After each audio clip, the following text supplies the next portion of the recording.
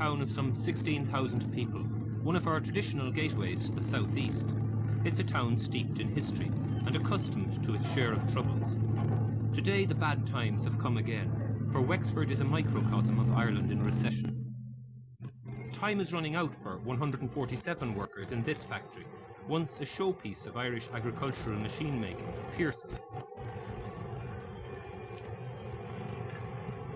A world-famous name for 140 years, the factory faces total shutdown on December the 19th, 4 short weeks away. Unless a miracle happens, the 6-acre site will become totally deserted. The workshops crumble into disuse. Antiquated in design, plagued by lack of demand for its product, Pearse's, called locally the heart of Wexford, will pay its workforce for the last time. But Pearse has faced closure threats before and still has some faith in miracles. While fearing the worst, the workers still hope for the best and continue to work on the last remaining orders.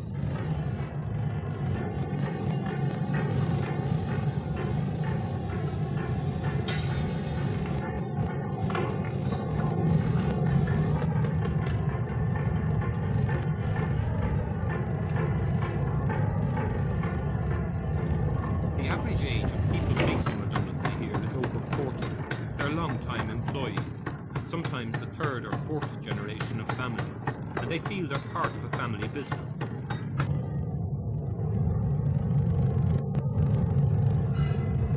In fact, some of the machines they work on are long-time employees too, and this is all part of the Pearse problem.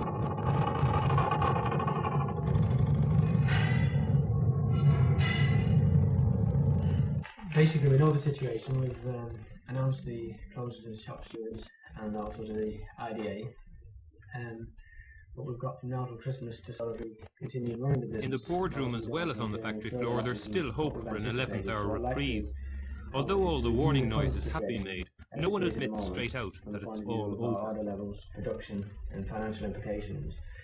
So basically at the moment, what is our current situation? Well, the present situation, Morris, is we're continuing our TMG, 3-day the group working who've as been we running have been Pearse's since for the last July. 3 years, We are reckon bailing we out have of the enough work to operation keep us in an going effort to Christmas cut their on that company basis. losses, estimated at Doing the £3.5 products million which we have been this doing year, over the last couple an of action months. which lends But I'm afraid irony we to their will be optimistic continuing as notices loss-making strung for around the each of these Wexford months. factory walls. There's no doubt about that.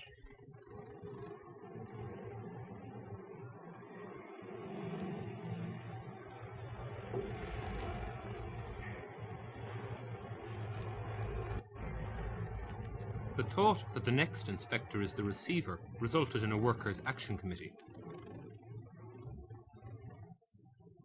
It's met the Minister for Industry and stated its views.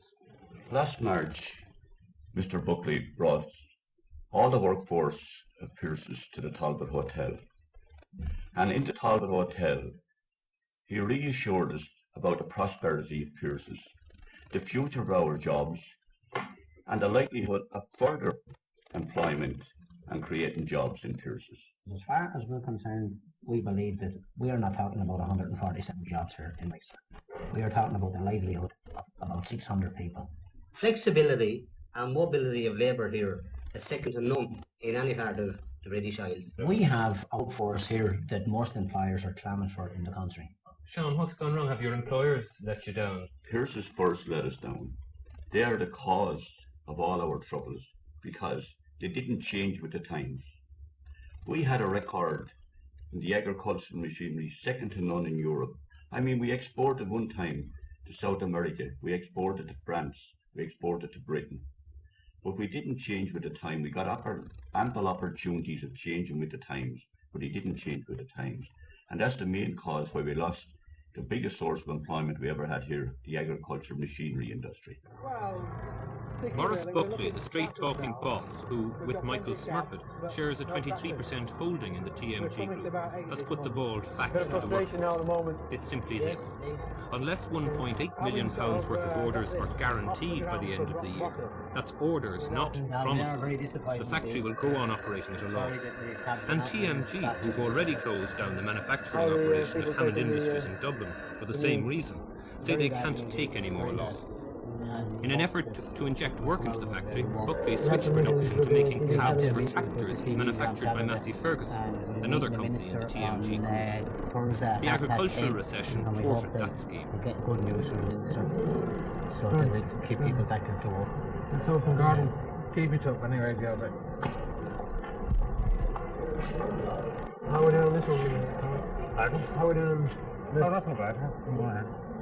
Have you found much of a change for switching over from Have you told the cab? She had a big shout, change, yes, we change over as soon as you get it all right and geared up for it? Yeah.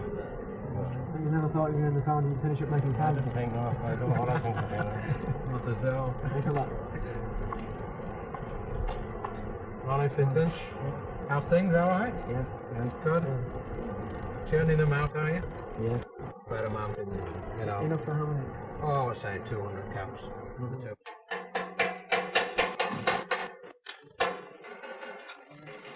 No complaints. He also introduced the So we need manufacture of another couple boilers thousand. for the stoves That's true. turned out by Waterford Iron Founders, another TMG subsidiary. Tell me, is it That didn't an help ideal either. product as far as boilers are concerned? Oh, yeah, definitely. We've got very well used to them. And, you can see the product there yourself. How the boys taking the main use at the moment? Today, Maurice Buckley is in America, hoping to drum up orders, and a meeting with Minister Desmond O'Malley is planned on his return. But just what has TMG done in their 3-year reign at Pearce's? The problem was acute from the beginning. We took on the task of having a go at it, obviously with the hope that there would be some profit at the end of the road, but to a large extent also because we did have a feeling for Irish industry and did feel that we should make a contribution to keeping a plant like Pearce going. You're saying now that TMG decided that it was a nice idea to take over Pearce's because it was a fine old Wexford enterprise. Nice idea is a very emotive way of putting it. No, I wouldn't say that. I would say that we had done very well in turning around other companies in Ireland which had not been doing well under previous managements, and we were approached as a very successful and up-and-coming group at that time with the idea that we would do the same thing here. I'm not saying that our motives were entirely altruistic, they certainly were not, but we did expect that we would have an opportunity of showing our management talents, developing ourselves into the agricultural sector, which we weren't represented in up till then, and which at that stage was definitely supposed to be the up-and-coming sector in Ireland. You've got nearly £500,000 from the IDA in grants. What's happened to that money? How's it been spent? Well, if you had your cameras here 3 years ago and could have gone around the site, you'd have seen the changes which have taken place in those 3 years, and the money which has been given to us by the IDA has gone specifically for grants for machinery, equipment, training, building restructures and so on and so forth. And as I say, difficult to appreciate it now when you look round and see what is still a very old looking factory with old machinery. But it's very easy to expend £500,000 on a site of this size with the sort of equipment which is required to bring it up to date. But as you know, we had discussions with the IDA with regard to the buildings themselves. Most of the buildings on this site are very old. They haven't been properly maintained over the years. We've had to put an awful lot of money into just patching, painting and cleaning up and trying to make the best of them to provide the best conditions for production and to provide some attempt at reasonable working conditions for the workers. The loss of Pearce's will be a tragedy for Wexford. It means the jobless total in just 6 weeks has risen by 250. Not a family or a household in Wexford is grieved at this very moment about the closure of Pearce's, because there's so many memories. Everyone, or I should say almost everyone, had some association with the firm. Their sons, their father, their grandfather, someone worked there. Someone lived out of it at some stage or another. I recall myself, and I playing around King Street, just down the road, 150 yards where I lived, in another flower. And a host, a procession of men at 5:30 and 12:30 had wandered down that way.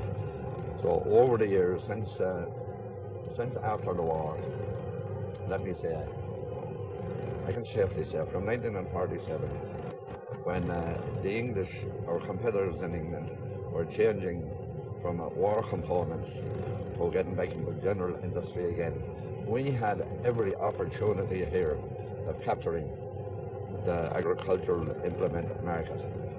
But the bosses that were at that time, Mr. Pierce, he completely owned the thing at this time. His aunts had died or had handed over the business to him. He had bought out his sister's share and he completely owned it. And he was the man in command. He definitely didn't move 1 inch with the times at that time. But we continued to make the old mower, plough, swat turner, hay rake. Other firms were changing to hay makers, silage harvesters, hay balers, and what have you got? And they were being imported by the hundred into Ireland.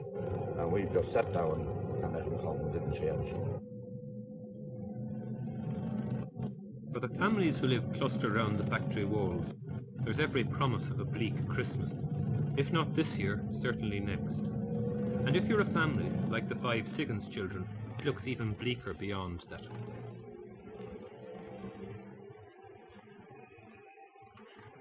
It was hard news to break to my wife, because as you see, I've a young family here to provide for, and I'm in the twilight of my working career, and it's going to be very difficult for me to get another job.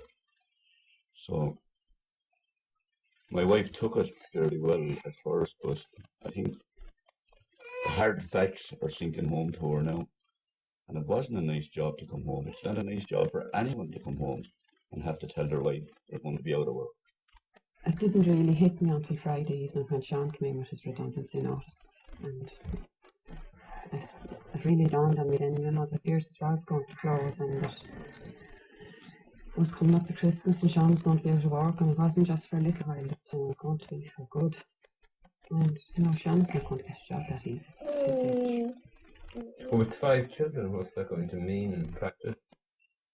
Well, it's going to mean a lot of cutting down on things that you take as just everyday things, you know, and it's going to mean a lot of, I won't say shortages, but there is going to be a lot of cutting down on everything as regards to children and their education and things like that we're looking at now, like, you know, that we don't really know what's going to happen.